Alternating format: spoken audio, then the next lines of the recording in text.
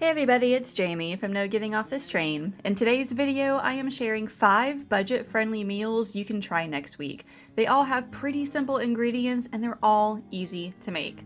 So the first recipe is for Bubble Up Pizza, which is basically a pizza casserole using biscuits as the base.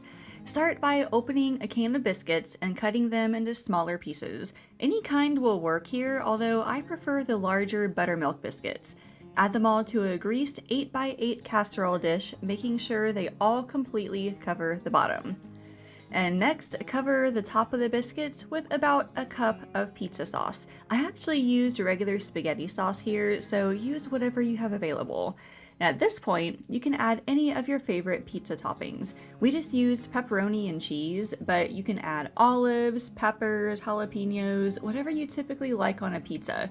Sprinkle 1.5 cups of shredded mozzarella, followed by your pizza toppings, and then bake at 375 degrees for 30 to 35 minutes until the biscuits are fully cooked and the cheese is melted and bubbly.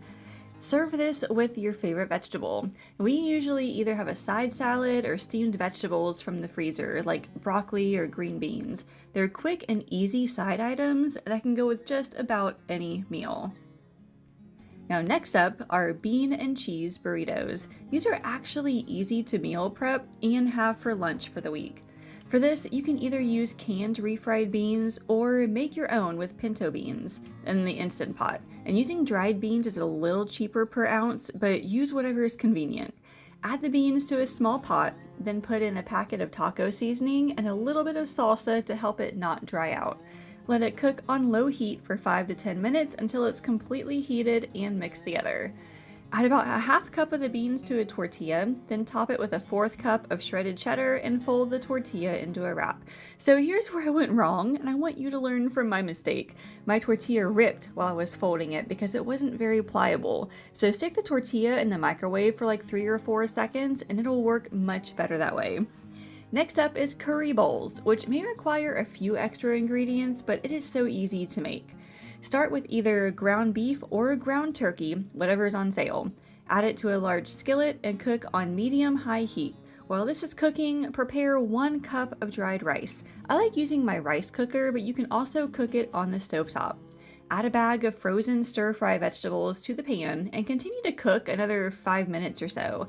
Then add 2 tablespoons of red curry paste, 1 tablespoon of curry powder, and about a half can of coconut milk. Stir that together and let it cook for about 10 minutes. And you can also add extra seasonings here, like I used garlic powder, salt, and pepper.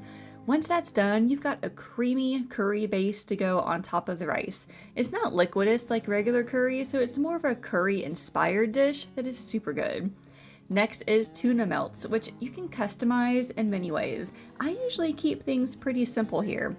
In a bowl, combine 2 cans of tuna, 3 tablespoons of mayo, a tablespoon of Dijon mustard, and a sprinkle of garlic powder. I actually didn't have any mayo in the house, so I used Greek yogurt instead.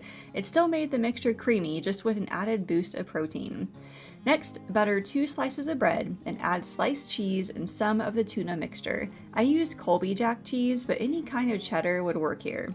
Place it on a heated skillet and cook 2 to 3 minutes on each side until both sides are golden brown.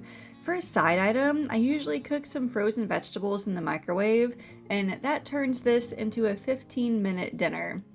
And then leftovers, I don't make the leftovers ahead of time, so you can put the tuna in a separate container and then cook it as needed. This last recipe is for a sausage and rice skillet, which is probably one of my favorites and really cheap to make.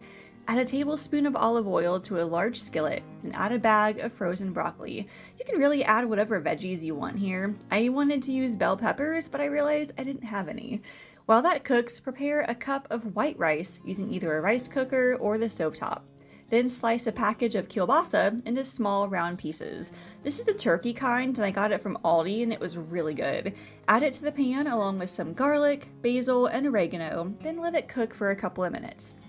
Next, add a can of tomato sauce and a cup of water. Let the mixture come to a boil. Simmer it for 5 to 10 minutes until everything is fully cooked.